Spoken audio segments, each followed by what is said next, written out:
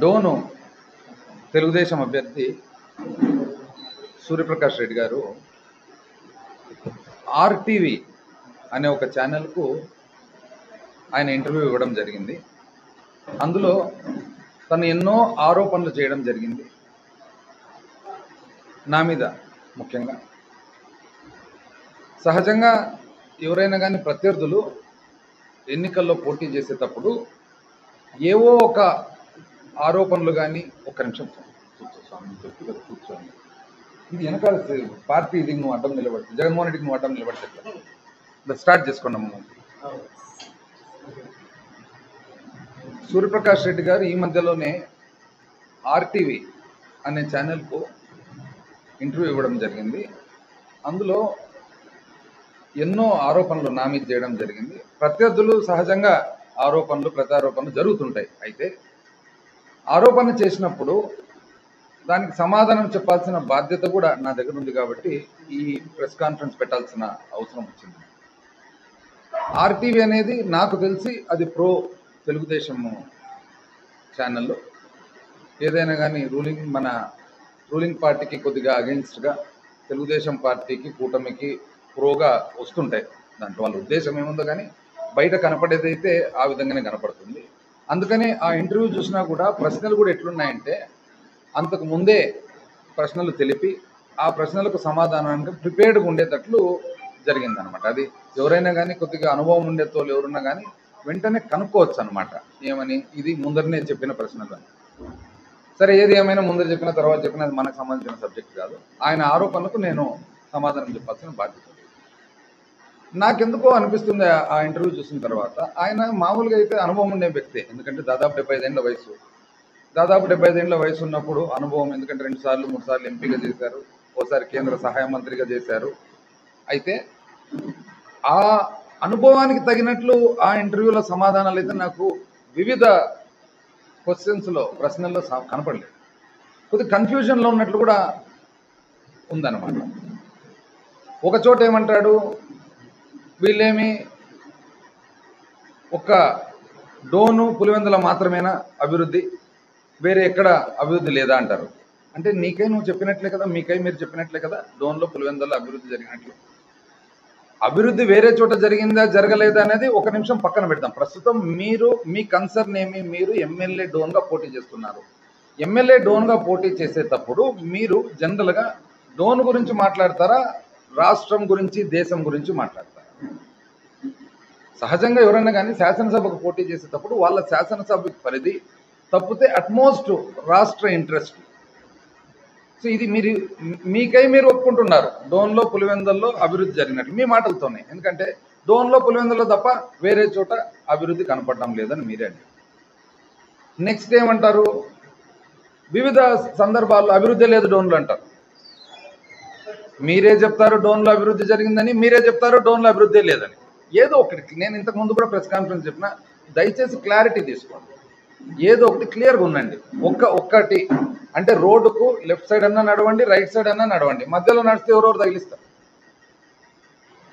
Next second, మీరు మంత్రి డోన్కేనా అంట. అంటే అర్థం ఏమి, నేను డోన్లో ఉండి అన్ని బాగా చూసుకున్నట్లే కదా, తన మాటల్లోనే. మళ్ళా వివిధ సందర్భాల్లో ఏమంటాడు, మీరు మంత్రిగా ఏం చేసినారు ఇక్కడ అంటారు. మీరే చెప్తారు డోన్కు మీరు మంత్రి అని, మీరే చెప్తారు డోన్కు కనపడడం లేదా, మంత్రి కనపడడం లేదా. ఏదో ఒకటి దయచేసి మీరు క్లారిటీ తీసుకోమని చెప్పి, ఒక ఆలోచనకు రండి అని చెప్పి నా విజ్ఞప్తి. ఇంకో చోట ఏమంటారు, వాళ్ళేమేమి మేము జమీందారులేం కాదు వాళ్ళు. ఎందుకు, అది ఇప్పుడు ఆర్టీవీ ఇంటర్వ్యూ అని అడిగినాడు అనమాట. ఏమని, వాళ్ళు జమీందారు ఫ్యామిలీ కదా కాబట్టి మీరు పోటీ పడగలుగుతారంటే వాళ్ళేం జమీందారులేం కాదు. సంతోషం, నేను ఏ రోజు జమీందారని చెప్పుకోలే, ఏ రోజు ఇంకోటి చెప్పుకోలే. మీరే విశ్లేషించుకుంటున్నారు. నెక్స్ట్ మీరే చెప్తారు మళ్ళా, ఆ రోజు చంద్రబాబు నాయుడు గారు వచ్చినప్పుడు డోన్లో సభ పెట్టినప్పుడు వాళ్ళ జమీందారులు అందుబాటులో ఉన్నారు. మీరే చెప్తారు జమీందారు కాదని, మీరే చెప్తారు నేను జమీందారు అని చెప్పలే, నేను జమీందారు కాదు అని చెప్పలే. జమీందారు అనే పదమే నా నోటి నుంచి చెప్పుడు రాలి. మీరే చెప్తారు మా దగ్గర డబ్బులు లేవు. మీ దగ్గర డబ్బులు ఉన్నాయని నేను ఏ రోజు చెప్పలేదు, డబ్బులు లేవని కూడా నేను ఏ రోజు చెప్పలేదు. అది కూడా మీరే ఏదో ఒకటి దయచేసి ఒక క్లారిటీకి రండి. ఒక క్లియర్గా ఒక ఆలోచనకు రండి.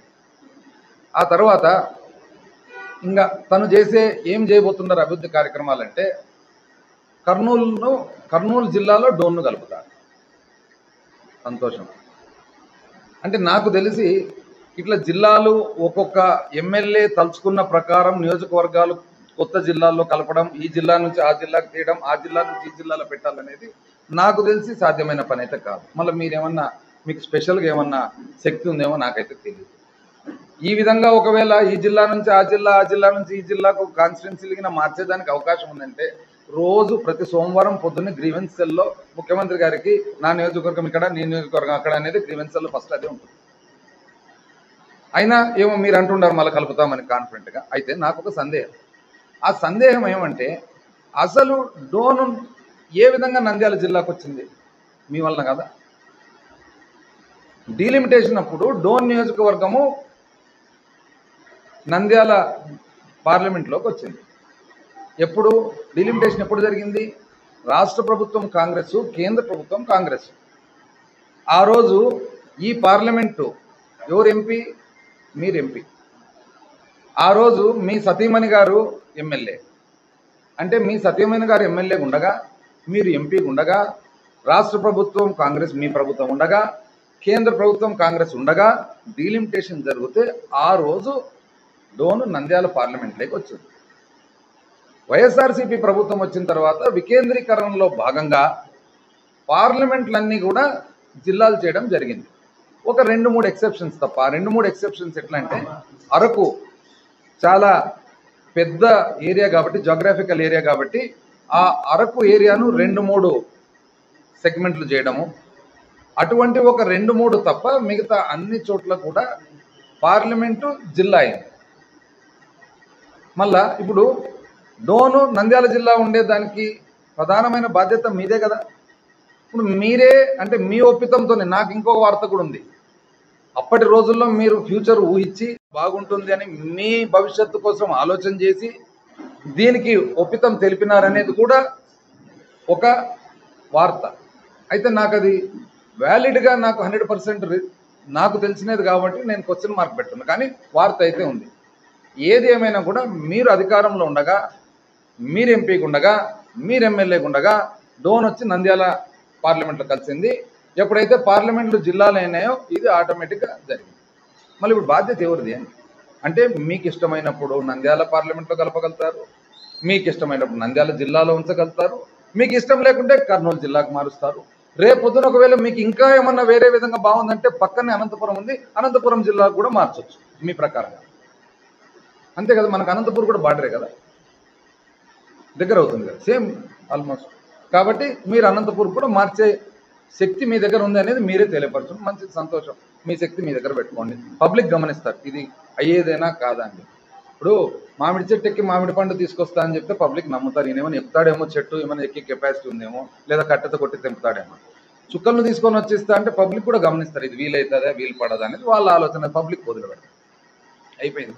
ఏదేమైనా మన ప్రభుత్వం వచ్చిన తర్వాత ఎప్పుడైతే జిల్లాలు ఏర్పడినాయో ఎక్కువ శాతం పని మనకు ఎక్కడ ఉంటుంది? రెవెన్యూ డివిజన్ ఆఫీసులో ఉంటుంది. ఎక్కువ శాతం పని ఎక్కడ ఉంటుంది? సబ్ డివిజనల్ పోలీస్ ఆఫీసులో ఉంటుంది. ఎక్కువ శాతం పని ఉండే రెవెన్యూ డివిజన్ ఆఫీసు మనం ఇక్కడ ఏర్పాటు చేయించింది.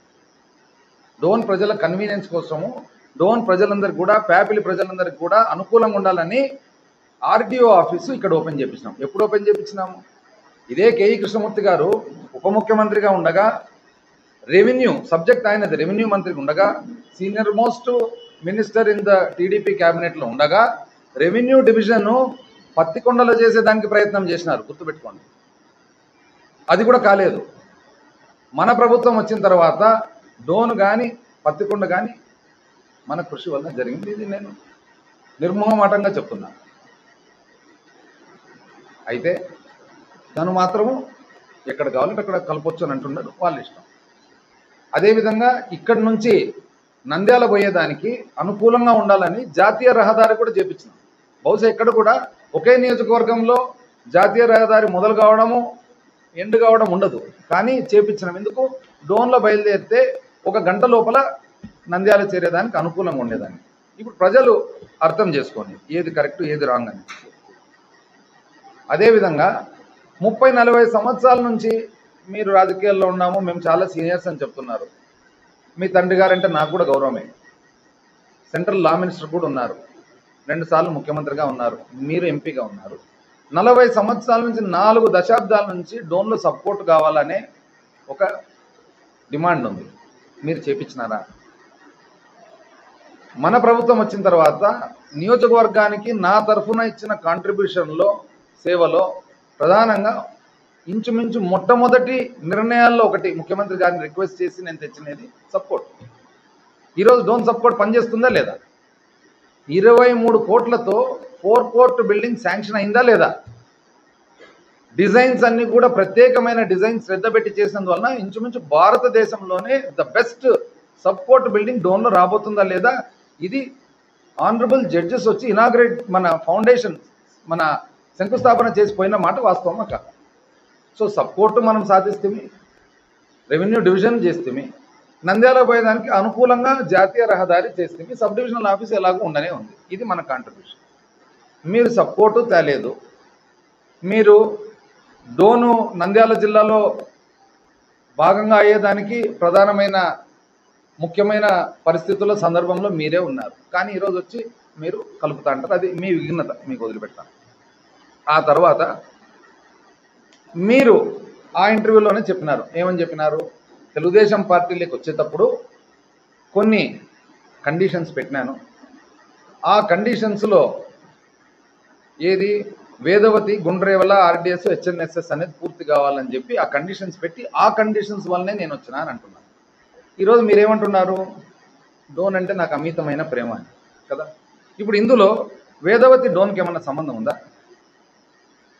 గుండ్రేవల డోన్కి ఏమన్నా సంబంధం ఉందా? ఆర్డిఎస్ డోన్కి ఏమన్నా సంబంధం ఉందా?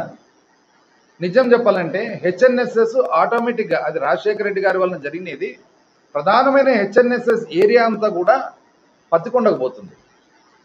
హెచ్ఎన్ఎస్ఎస్ నుంచి డైరెక్ట్గా ఆయకట్టు అనేది డోన్లు ఎక్కట్లేదు. హెచ్ఎన్ఎస్ఎస్ నుంచి కేవలము మనం పూర్తి చేసిన 77 చెరువుల ప్రాజెక్టు వలన నీళ్లు డోన్ పల్లెలకు, ప్యాపిల్ పల్లెలకు వస్తున్నాయి తప్ప ఈ 4 ప్రాజెక్ట్స్ కూడా ప్రధానంగా కర్నూలు పార్లమెంట్కి సంబంధించింది. ఇప్పుడు మీరు చెప్పండి, మీకు డోన్ మీద అమితమైన ప్రేమ ఉన్నప్పుడు డోన్ గురించి మీకు మీరు పెట్టిన కండిషన్స్లో ఎక్కడుంది? ఇంకోటి చెప్తారు, juice factory, tomato juice factory, tomato puree factory, మంచిది, సంతోషం. అందులో కూడా మీరు మొదలుపెట్టి కర్నూలులో ఎక్కువ టమాటోలు ఉంటాయని చెప్తూ ఇంటర్వ్యూలో ఆలూరు గురించి ఎక్కువసేపు ప్రస్తావన. సరే, ఆలూరు మీద మీకు ప్రేమ ఉండొచ్చు, నేను కాదన్ను. మీ ఇన్లాస్ ప్లేస్ కూడా సంతోషం, మంచిది. ఎవరికైనా కానీ వాళ్ళ అత్తగారింటి మీద ప్రేమ ఉంటుంది, నేనైతే కాదన్ను. కానీ మీరు ఎక్కువ అటువైపు గురించి మాట్లాడుతూ మధ్యలో ఒక ప్రస్తావన ఊరికే డోన్ అని చెప్పినారు. అది కూడా ఇట్లా పాసింగ్ రిమార్క్ టైప్లో, కానీ అది కూడా ఓకే. మీరు ఈ జ్యూస్ ఫ్యాక్టరీకి సంబంధించి, టమాటో ఫ్యాక్టరీ గురించి ఇంతవరకు ఎక్కడన్నా ఏమన్నా రిప్రజెంటేషన్ చేయడం జరిగిందా? మీరు దీని గురించి ఏదన్నా ఫాలో అప్ చేసినారా? మీరు ప్రభుత్వంతో కానీ, కంపెనీలతో కానీ, ఇంకోరితో కానీ మీరు కరస్పాండెన్స్ జరిపినట్లు ఎక్కడన్నా ఏమన్నా దాఖలాలు ఉన్నాయి? ఇప్పుడు మనం ఊరికే నేను స్టీల్ ఫ్యాక్టరీ తెద్దాము, బాగుంటుంది, రైల్వే కోచ్ ఫ్యాక్టరీ తెద్దాం, బాగుంటుంది, అనుకునేటివి చాలా బాగుంటాయి. ప్రతి మనిషికి రాజకీయ నాయకుడు అన్న తర్వాత ఎవరైనా కానీ ప్రజాసేవ చేయాలనే ఆలోచన ఉన్నప్పుడు ఏదో ఒకటి చేయాలనే ఉంటుంది. చేయకూడదని కూర్చుండే వాళ్ళు రాజకీయాల్లోకి ఎందుకు వస్తారు? చేయాలని ఉంటుంది. కానీ మీరు చేసినది ఏదన్నా కానీ యాక్చువల్గా కాంక్రీట్గా కనపడుతుందా? జ్యూస్ ఫ్యాక్టరీ అంటారు, మళ్ళీ ఆ జ్యూస్ ఫ్యాక్టరీ ఏందో అది ఎక్కడి నుంచో. ఇది కాక పోనీ మీరైతే పార్లమెంట్ సభ్యులుగా మీ కాంట్రిబ్యూషన్ ఎక్కడన్నా కర్నూలు పార్లమెంటుకు నేను కాంక్రీట్గా చేసినాను, నేను రైల్వే సహాయ మంత్రిగా నేను కాంక్రీట్గా చేసినాను, ఈ చెట్టు నాటినాను, ఈరోజు ఈ చెట్టు పెద్దగా అయింది, ఈ చెట్టు ఫలాలు ఈరోజు పబ్లిక్ వస్తున్నాయి, ఏమన్నా మీరు చెప్పగలుగుతారా? ఒకటన్నా, నాకైతే తెలీదు. ఏమన్నా మీరు తెలియపరిస్తే కొద్దిగా మా నాలెడ్జ్ అన్న ఎన్హాన్స్ అవుతారు. ఇప్పుడు మేము చెప్పగలుగుతాం. 5 సంవత్సరాలు మంత్రిగా ఉండి, ఉమ్మడి కర్నూలు జిల్లాలో 5 సంవత్సరాలు మంత్రిగా ఉండి, అందులో 2.5 సంవత్సరం ఫస్ట్ 1 ఇయర్ సెటిల్ డౌన్కు, ఆ తర్వాత 1.5 సంవత్సరం పైన కోవిడ్కు, కరోనా పొంగ, నికరంగా మనకు మిగిలినది 2.5 సంవత్సరం. యాక్చువల్గా 2.5-3 సంవత్సరాల్లో కర్నూలు ఎయిర్పోర్ట్ పరిస్థితి ఏం తెలుసు? కర్నూలు ఎయిర్పోర్ట్ పరిస్థితి ఊరికే ఫెన్సింగ్ చేసి రన్వే ఒకటి తయారు చేసి వెళ్ళిపోయినారు. వెళ్ళిపోతే ఇంచుమించు 1 సంవత్సరం పాటు ఆల్మోస్ట్ వారానికి ఒకసారి ఫాలోఅప్ చేసి ఇంచుమించు కర్నూలు జిల్లాకు వచ్చిన ప్రతిసారి నేను పర్సనల్గా పోయి, ఢిల్లీలో ప్రతిసారి మినిస్ట్రీ ఆఫ్ సివిల్ ఏవియేషన్తో పోయి, అప్పటి మంత్రులతో పలుసార్లు కలిసి, ఇద్దరు మంత్రులు హర్దీప్ సింగ్ పూరి గారు, ఆ తర్వాత మన సింధియా గారు, జ్యోతిరాదిత్య సింధియా గారు, చివరకు ఎంత డీటెయిల్డ్గా పోయినామంటే కంప్లీట్ కాకుండా ఉంటే డేట్కు పాపీ లైట్స్ అంటారు, మీరు బహుశా ఎప్పుడు వినిండరు. ప్రిసిషన్ అసిస్టెడ్ పాత్ ఇండికేటర్ అంటారు. ప్లేన్ ల్యాండ్ అయ్యేటప్పుడు లైట్స్, ఆ లైట్స్ ఇట్లా పైకి ఆ రేస్ను బట్టి ఆ ప్లేన్ ల్యాండింగ్ కరెక్ట్గా పరిస్థితులు ఆ డిసిగ్నేటెడ్ ప్లేస్లో ల్యాండ్ అవుతుందా లేదా.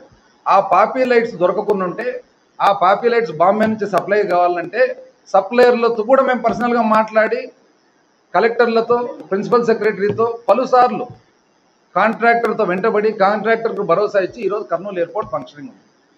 ఇండిగో ఫ్లైట్ ల్యాండ్ కావాలంటే ఉడాన్ స్కీమ్ కింద వచ్చింది.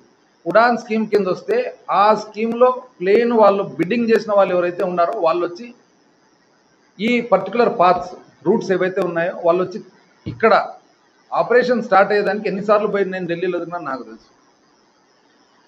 ఓరోకల్ మెగా ఇండస్ట్రియల్ పార్క్ అంటే ఏదైతే నిగ్డిట్ అంటారు, సెంట్రల్ గవర్నమెంట్, కేంద్ర ప్రభుత్వం ఇండస్ట్రీస్ డెవలప్ చేసేదానికి వాళ్ళు సగభాగం కాంట్రిబ్యూట్ చేస్తారు. ఇండస్ట్రియల్ పార్క్ డెవలప్ అవుతుంది. అయితే ఆ ఇండస్ట్రియల్ ఎస్టేట్ వచ్చేదానికి 2 కారిడోర్స్ ఆల్రెడీ మనకు ఉన్నాయి. Vizag Chennai industrial corridor and Bengaluru Chennai industrial corridor. నేను పోయి Hyderabad Chennai industrial corridor, Hyderabad Bengaluru industrial corridor కావాలని అడిగి, హైదరాబాద్ బెంగళూరు ఇండస్ట్రియల్ కారిడోర్ కోసం అడిగితే పైన ఏమన్నారంటే 2 కారిడోర్స్ ఆల్రెడీ ఇచ్చినాం కదా పునర్వ్యవస్థీకరణ చట్టంలో, 3వది ఇప్పుడే చూసేదానికి వీలు పడదంటే, ఎంతోమందిని రిప్రజెంట్ చేసి ముఖ్యమంత్రి గారి సహాయం తీసుకొని హైదరాబాద్ టు బెంగళూరు ఇండస్ట్రియల్ కారిడోరు 9,000 ఎకరాలతో మనం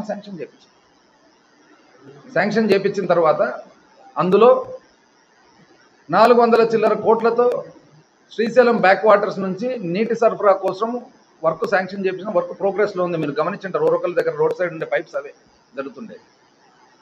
చివరకు ఒక ఇంటేక్ వెల్ శ్రీశైలం బ్యాక్ వాటర్స్లో ఏదైతే ఉందో ఆ ఇంటేక్ వెల్ డిజైన్ కోసం నేను ఒక 4 మీటింగ్లు పెట్టిందా ఇరిగేషన్ డిపార్ట్మెంట్ వాళ్ళకు. ఇరిగేషన్ డిపార్ట్మెంట్ పర్మిషన్ ఇచ్చేదానికి నేను ఎన్ని మీటింగ్లు పెట్టినాను, ఎన్ని కరస్పాండెన్స్ నాకే తెలియదు.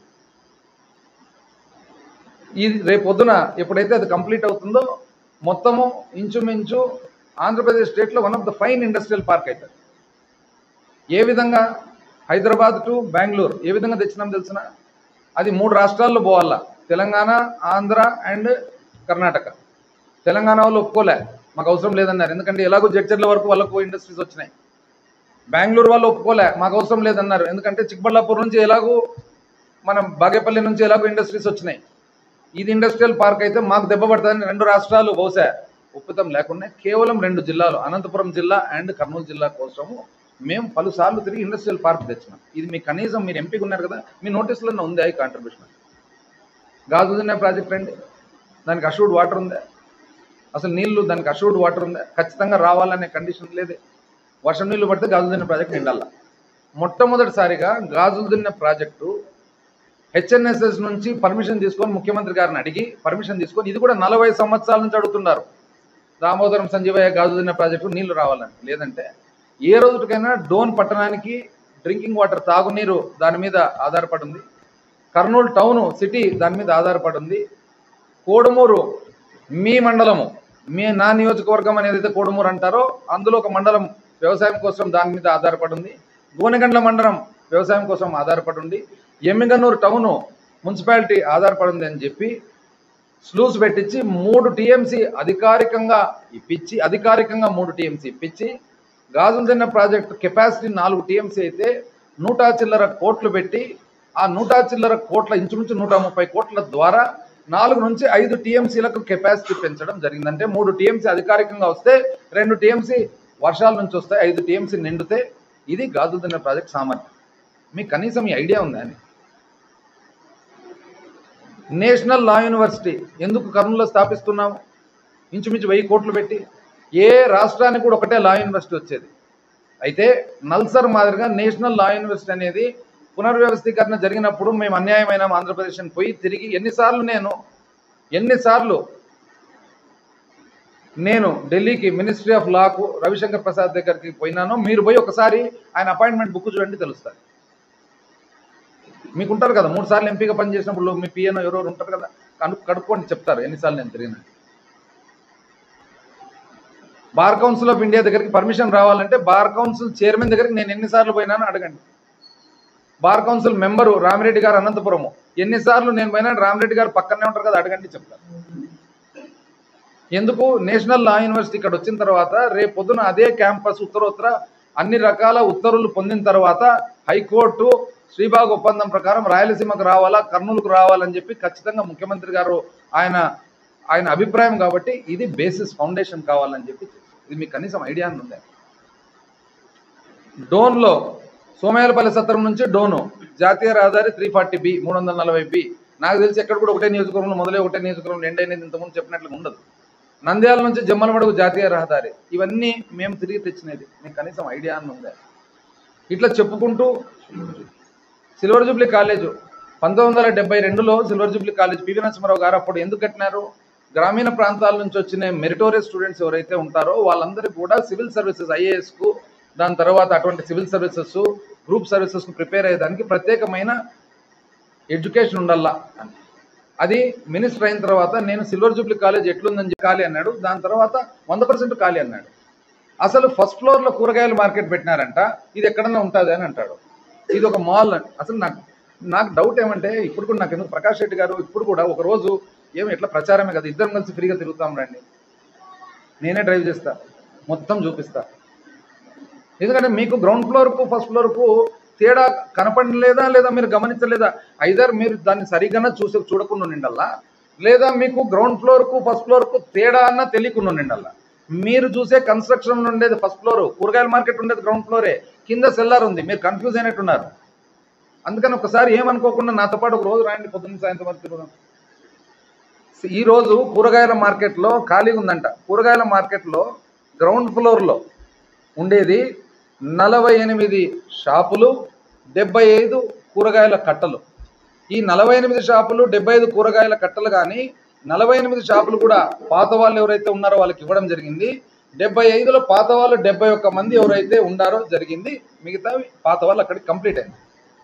ఇది కాక ఇది చాలక సెల్లార్లో కింద పార్కింగ్ కోసం ఏదైతే పెట్టినామో తర్వాత డిమాండ్ చూసి ఆ డిమాండ్ వలన ఏమైందంటే సగభాగం పార్కింగ్కు పెట్టుకొని సగభాగము కూరగాయలు అమ్ముకునే వాళ్ళకి ఇద్దామని చెప్పి ఇంచుమించు 60 పైన కూరగాయలు అమ్ముకుంటున్నారు. అంటే 71 మంది పైన అమ్ముకుంటున్నారు పాతోళ్ళు. మొత్తం 75 కట్టలు ఉన్నాయి, కింద 60 ఉన్నాయి, అంటే 130 చిల్లర, ప్లస్ 48 షాపులు ఉన్నాయి. ఇది కాక ఫస్ట్ ఫ్లోర్ మీరు ఏదైతే ఇంకా ఖాళీ కాదండి, అది కడుతున్నారు. ఇంకా ఎందుకు లేట్ అయిందంటే షాపులు తీసుకునే తోళ్ళు వాళ్ళ ప్రకారంగా వాళ్ళకు అనుకూలంగా కట్టిస్తున్నాం అన్నమాట. దాంట్లో ఎన్ని ఉన్నాయి? 44 ఉన్నాయి. అంటే మొత్తం ఆ మార్కెట్లో ఎన్ని ఉన్నట్లప్పుడు ఇంచుమించు 350 అప్లికేషన్లు ఉన్నాయి. దానికి బాడిగలు ఎక్కువ పెట్టినారు అంట. బాడిగలు ఎంత? బయట పక్క 18,000, లోపల పక్క 11,000. బయట బజార్లు ఎంత ఉన్నాయి? రెంట్స్ 25 నుంచి 30,000 ఉన్నాయి.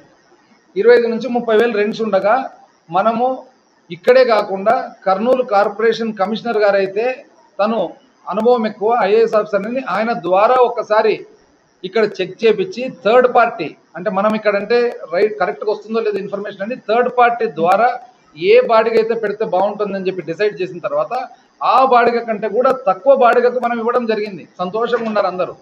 ఎవరో ఒకరిద్దరు కొత్తగా మీ దగ్గర చేరిన వాళ్ళు ఉన్నారు. ఆ కొత్తగా మీ దగ్గర చేరిన వాళ్ళు ఎట్లంటే వాళ్ళలో ఒక ప్రత్యేకమైన గుణం ఉంది. ఆ గుణం ఏమంటే ఊరుకుండేతోని లేపెట్టేది, సంబంధం లేని సబ్జెక్ట్ నేర్పించిన తర్వాత తద్వారా ఆ 10 మందిని నా శిష్యులు అని చెప్పి తిప్పుకుండే ఒక వ్యక్తి ఈ మధ్యలో మీకు చేరినాడు. ఆయన చెప్పినట్టున్నాడు మీకు ఇదంతా. మీ దగ్గర కొద్దిగా ఎవరినైనా చేర్పించుకోండి, కానీ రైట్ డైరెక్షన్ ఇచ్చేతోళ్ళని పెట్టుకోండి. అంత రాంగ్ రూట్ చూపించేతోళ్ళు ఉన్నట్టున్నారు మీ దగ్గర. లేదా మీరన్నా మైండ్ అప్లై చేయండి. ఇంకేమంటాడు ఆయన? నేను ఆర్థిక నేరస్తున్నంట. అసలు మీకు ఆర్థిక నేరస్తుడు అంటే అర్థం తెలుసునండి? ఆర్థిక నేరస్తున్నంట. ఇప్పుడు ఆర్థిక నేరస్తుడు ఎవరైతారు? ఆర్థిక నేరస్తుడు ఎప్పుడు కూడా మనము ప్రభుత్వానికి ఏదన్నా ఫ్రాడ్ చేస్తానో, బ్యాంకులకు ఏదన్నా ఫ్రాడ్ చేస్తానో, ఎవరన్నా కానీ వ్యక్తిగతులకు ఏదన్నా ఫ్రాడ్ చేస్తానో ఫైనాన్షియల్ ఫ్రాడ్ అయితే ఆర్థిక నేరస్తుడు అవుతాడు. నాకు ఏం లేదు, అటువంటి ఆలోచన లేదు. నేను ఇన్కమ్ ట్యాక్స్ కరెక్ట్ కడుతున్నా, సేల్స్ ట్యాక్స్ కరెక్ట్ కడుతున్నా. మరి మీరు ఎంత కడుతున్నారు నాకైతే తెలియదు. చూస్తాం, మీ ఇన్కమ్ ట్యాక్స్ ఫార్మ్స్ చూస్తాం ఒకసారి. ఏ బ్యాంకుకు నాకు ఇంతవరకు ఏ బ్యాంకు నుంచి ఏ నోటీస్ కూడా రాలేదు. మీకు ఏమేమి నోటీసులు వచ్చినాయి అది మీకు తెలుసు, మీ అంతరాత్మకు తెలుసు. ఇంకా నేను చెప్పడంలే, ఎందుకంటే ఏదో విజయభాస్కర్ రెడ్డి గారి మీద ఉండే గౌరవంతో నేను అంత లోతుకు పోవడంలే. నేను ఏ గవర్నమెంట్ కాంట్రాక్ట్స్ గవర్నమెంట్తో నాకు ఎటువంటి సంబంధాలే లేవు. ఎట్లా ఆర్థిక నేరస్తున్నా ఇంత? మీ విషయానికి వస్తే నాకు చాలా ఉండేది చెప్పేది. అగైన్ విజయభాస్కర్ రెడ్డి గారి మీద గౌరవంతో నేను అంత లోతుకు పోవడంలే. ఎంతమంది ప్రైవేట్ వ్యక్తులకు మీరు డబ్బులు చేబుదులని చెప్పి తీసుకొని ఇవ్వలేదు అనేది ఇది పెద్ద చాలా కాంప్లికేటెడ్గా. మనమేం డోన్లో కూడా ఒక గాంధీ సర్కిల్ కాడ కూర్చొని ఒక ఇద్దరు ముగ్గురితో మాట్లాడితే చెప్తారు. ఇది ఇంకా పెద్దగా మనం లోతుకు పోయి చేయాలి. ఎందుకంటే ఈ సంఘంలో నేను కూడా మెంబర్ ఉన్నా కాబట్టి నేను చెప్పగలుగుతున్నాను. ఆధారాలు కూడా ఉన్నాయి. అయినా లోతుకు పోవడం ఎందుకంటే బాగుండదని. నెక్స్ట్ ఏమండి, ఇది నీతికి అవినీతికి ఉన్న ఇదంటబ్బా. ఇంకో చోట ఏమంటారు తెలిసిన, ఇది నీతికి అభివృద్ధికి ఉన్న యుద్ధం. నీతికి అభివృద్ధికి ఎక్కడ ఉంటుంది యుద్ధం? నీతికి అభివృద్ధికి అంటే అర్థం ఏంది నాకు అర్థం కాలే. అభివృద్ధికి నీతికి ఏం సంబంధము అని. పోనీ నీతి గురించి మాట్లాడుతున్నారు కదా, అది కూడా చర్చిద్దాం ఒకసారి. టైం ఉందే? పర్వాలేదా? ఇంట్రెస్టింగ్ ఉందంటే చెప్తాను. ఈ డోన్లో మొట్టమొదటిసారిగా ఒక బయట వ్యక్తి వచ్చినాడు అనమాట, వ్యాపారం చేయాలని. ఆ దెబ్బకు బయట వాళ్ళు ఎవరు రాకుండా పోయినారు. ఇప్పుడు మళ్ళీ వస్తున్నారు అందరు. సాక్షి నివాస్ లేఅవుట్ తెలుసు కదా అందరికీ. అక్కడ ఒరిజినల్ ప్రమోటరు, ఇంకా నేను పేరు చెప్తే మీ అందరికి తెలుసు. ఈయన దగ్గర మీరు బెదిరించి 2012 సంవత్సరంలో ఆయన లేఅవుట్లో ఆ లేఅవుట్లో ఉన్న స్థలము తీసుకొని, ఆ స్థలం మీకు చాలా క్లోజ్గా ఉండే అత్యంత సన్నిహితుడు ఒక అడ్వకేట్, ఈరోజు కూడా మీకు కూరగాయల మార్కెట్ సలహాల టైప్లోనే లీగల్ సలహాలు ఇచ్చే వ్యక్తి ఒక ఆయన ఉన్నాడు అనమాట. ఇప్పుడు ఈ వ్యక్తులందరిది ఎట్లంటే వాళ్ళది పెట్టుబడి ఉండదు, ఇన్కమ్ ట్యాక్స్ ఉండదు, సేల్స్ ట్యాక్స్ ఉండదు. ఊరికే సలహా, దాన్ని ఉచిత సలహా అంటారు అనమాట. ఉచిత సలహా ఇచ్చేతోళ్ళు చాలామంది ఉంటారు జీవితంలో. దాన్ని స్వీకరిస్తామా లేదా అనేది మన విజ్ఞతను బట్టి ఉంటుంది. ఈ ఉచిత సలహా వ్యక్తి ఒక ఆయన మీ దగ్గర ఉన్నాడు. ఆ ఉచిత సలహా కూడా ఎట్లాడితో మళ్ళీ లాస్ట్లో వస్తా, ఏది నామినేషన్ల గురించి. ఆ ఉచిత సలహా వ్యక్తి పేరు మీద మీరు రిజిస్ట్రేషన్ చేసి 2014 మీరు ఆలూరులో నిలబడినప్పుడు ఇదే ప్లాట్ను అమ్ముదామని చెప్పి చూస్తే అర్జెంటుగా కొనేవాళ్ళు లేకుంటే దాన్ని తీసుకొని పోయి తాకట్టు పెట్టి 2014 ఆ డబ్బులు తీసుకొని మీరు ఆలూరులో నిలబడి ఆ తర్వాత మీరు ఆ ఫైనల్గా ఆ ప్లాట్ అమ్మిన మాట వాస్తవమా కాదా? ఇది ఆర్థిక నేరం కాదా? ఇది చాలా మంచి పనే. ఫ్లైఓవర్ ఎందుకు పెరిగిందండి? ఎక్కడ మొదలైందో ఎవరికి తెలియదు, ఎక్కడ ఎండ్ అవుతుందో కూడా ఎవరికి తెలియదు. నేషనల్ హైవే మాకు తెలుసు, సోమయాలపల్లి సత్రం దగ్గర చిత్తూరు కర్నూలు రోడ్ మీద మొదలవుతుంది. ఇక్కడ బెంగళూరు హైదరాబాద్ రోడ్డు డోన్ దగ్గర అది ఎండ్ అవుతుంది. ఇది జాతీయ రహదారి. అట్లా మీరు ఫ్లైఓవర్ ఎందుకు ఇక్కడ మొదలుపెట్టినారు, ఎక్కడకపోయినారు? ఈ మొత్తం ఆంధ్రప్రదేశ్ రాష్ట్రంలో ఇటువంటి ఫ్లైఓవర్ ఎవరన్నా చూసింటారా? ఎందుకు పెరిగింది అంటే అది పోతూనే ఉంటుందన్నమాట. ఎందుకు అందరికీ తెలుసు, డోన్ ఎందుకు. పైగా మీరు గర్వంగా చెప్పుకుంటారు, దానికి చెప్పరు. కింద చాలా మంది అంగళ్ళు పెట్టుకున్నారు కదా అంటే ఇది అట్లా కూడా చూద్దాం. కింద అంగళ్ళు పెట్టుకున్న వాళ్ళతో ఎంతెంత వసూలైనాయండి అప్పట్లో? తెలుగుదేశం వచ్చిన తర్వాత కూడా తీరా తెలుగుదేశం వచ్చిన తర్వాత అంగడికి ఇంత అని వసూలు చేస్తే 2019లో బండ్లకు వసూలు చేస్తుంటే 2019లో మన ప్రభుత్వం వచ్చిన తర్వాత ఎవరికైతే అడ్వాన్సులు తీసుకున్నారో అడ్వాన్సులు తీసుకున్న పెద్ద మనుషులు వాపస్ ఇచ్చిన మాట వాస్తవమా కాదా? ఇది ఆర్థిక నేరం కదా? వైన్ షాప్ సిండికేట్లలో మీరు 60-40 చేసుకోలేదండి? ఇప్పుడు ఈరోజు అంటే ఓపెన్గా మేమిద్దరం ఒకటే అంటున్నారు. అప్పుడు కనపడకుండా మేమిద్దరం, అప్పుడు కూడా మీరిద్దరు ఒకటే, కానీ కనపడకుండా 60-40 40-60 60-40 40-60 చేసుకునేది వాస్తవమా కాదా? డోన్ ప్రజలకు ఎవరు తెలీదా? మర్చిపోయినారని ఏమని అనుకుంటున్నారా? మీరు ఇవన్నీ మాట్లాడితే నేను గుర్తు చేయాల్సి వస్తుంది. చాలా ఆడికి అక్కడ ఇంటర్వ్యూ అని అన్నాడు, ఆర్థిక నేరస్తుడు అనేది పెద్ద మాట కదా అని అన్నాడు. ఆయన కూడా భయపడి కాదు, ఆశ్చర్యపోయి. అంటే అని బయట అంటున్నారు అంట. నేను కూడా ఎన్నో చెప్తా, ఇంకా ఎన్నో చెప్పగలుగుతా. నాదేం లేదు, బయట అంటున్నారు అంట. బాగుంటుంది, అది చెప్పమంటారు. ఇంకా చాలా ఉన్నాయి. అంటే ఒక పెద్ద మనిషిగా, ఒక బాధ్యత గల మనిషిగా ఇప్పుడు నేను ఒక మాట అన్నాను, ఒక పర్టికులర్ ఇష్యూ అని అన్నారు, కానీ ఇది ఖచ్చితంగా నా దగ్గర ఆధారం లేదు కాబట్టి నేను దాని గురించి క్వశ్చన్ మార్క్ పెట్టాను. అంత సులభంగా అంటే ఏదంటే అది మాట్లాడి బయట ఎవరు అంటున్నారు, ఇంకా చాలా మాట్లాడవచ్చు మీ గురించి, బయట అంటున్నారు నీకేనా వాదన తీసుకుంటారు. ఆ తర్వాత డీలర్లతో పాటు బియ్యం అండి. అప్పట్లో మీ ప్రోగ్రామ్స్కి అంతా ఎవరండి భోజనాలు పెట్టిండేది? సంచులు మీ ఉండూరుకు వచ్చినది ఎక్కడి నుంచి అండి? ఇవి కాదా? డీలర్లతో ఒక్కొక్క డీలర్తో ఎంత తీసుకున్నారండి అప్పట్లో? 30,000 కాదా తీసుకునేది? డీలర్షిప్ కంటిన్యూ చేయడానికి ఇచ్చేదానికి. ఇది ఆర్థిక నేరం కాదా? ఇది మంచిదే? అంటే ఇది నీతే? ఇది ఈ మధ్యలోనే వాళ్ళ కుటుంబ సభ్యులు ఏమంటే పేర్లు చెప్తే బాగుంటుంది, గౌరవం ఉంటుంది, మహిళ అని గౌరవం ఉంది కాబట్టి నేను పేరు ఎత్తడంలే. ఈ మధ్యలోనే మీరు పాతపేట లేకపోతే ఒక మట్కా వాళ్ళ ఇంటి దగ్గరికి పోయి నాకు సహాయం చేయి, నాకు సపోర్ట్ చేయని అడిగేదానికి ఈ విధంగా నా మీద కేసులు పెట్టినారమ్మా అంటే మీరు పోలీస్ స్టేషన్కి ఫోన్ చేసి ఎందుకన్నా కేసులు పెడతారు మట్కా వాళ్ళ మీద అని అడిగిన మాట వాస్తవమా కదా? మొన్న ఈ మధ్యలోనే బేతంచెర్ల గూటుపల్లెకి పోయి ఇంతకుముందు దొంగ ఐరనోర్ జరుగుతుండే, దొంగ ఐరనోర్ జరిగేటప్పుడు, ఇల్లీగల్ ఐరనోర్ జరిగేటప్పుడు మీ మనుషులు వచ్చి మీరు గేటు పెట్టి మీరు వసూలు చేసి తుపాకులు ఇట్లా జీపు పెట్టి జీప్ పైన ఇట్లా తుపాకులు పెట్టి వసూలు చేసినది మర్చిపోయినారు అనుకుంటున్నారా బేతంచెర్ల ప్రజలు? మీరు మళ్ళీ మొన్న వారం కింద గుట్టుపల్లికి పోయి ఎవరో వచ్చి దొంగ ఐరనోర్ చేసుకోవాలా అంటే చేసుకుందరులే మేము వస్తానే అన్నారు. ఇది వాస్తవమా కాదా? ఈ మధ్యలోనే మీరు బేతంచెర్ల ముద్దవరం పోయినారు. ముద్దవరంలో దొంగసారాయి అమ్మేతోళ్ళు వచ్చి మేడం మేము దొంగసారాయి ఇవి జరగడం లేదంటే మేము వస్తానే మీరు చేసుకుందరులే అని. ఇది వాస్తవం కాదా? అంటే ఇది ఆర్థిక నేరం కాదు. ఇదంతా చాలా మంచి పనులు. ఇది మనం ఎవరికన్నా కానీ ఇట్లాంటివి సలహాలు ఇస్తుండాలన్నమాట. ఇదే మీ ఉద్దేశం? నాయి బ్రాహ్మణుల ప్లాట్ స్థలము తీసుకొని ఒక మనిషిని అసలు కనపడకుండా చేసి తెలుగుదేశం ప్రభుత్వం టైంలో కాదా అది? అది మీకు సంబంధం లేకపోవచ్చు కానీ తెలుగుదేశం టైంలో కాదా జరిగింది? పాప అన్యాయంగా నాయి బ్రాహ్మణులు అందరినీ కూడా తీస్తే వాళ్ళను చాలామందిని ఎవరైతే ఎలిజిబిలిటీ ఉండే వాళ్ళు ఉన్నారో మొన్న జగనన్న లేఅవుట్లలో అందరినీ తీసుకుపోయి పాపం బాధితులందరినీ గవర్నమెంట్ ప్లాట్స్ మనం ఇప్పించిన మాట వాస్తవమా కాదు? టైలర్స్ కాలనీ ఎక్కడి నుంచి వచ్చిందండి? టిడ్కో ఇండ్లు అని చెప్పి ఇదే తెలుగుదేశం వాళ్ళు కాదా? టిడ్కో ఇండ్లు అని చెప్పి 1,00,000 నుంచి 3,00,000 రూపాయలు వసూలు చేసినారు.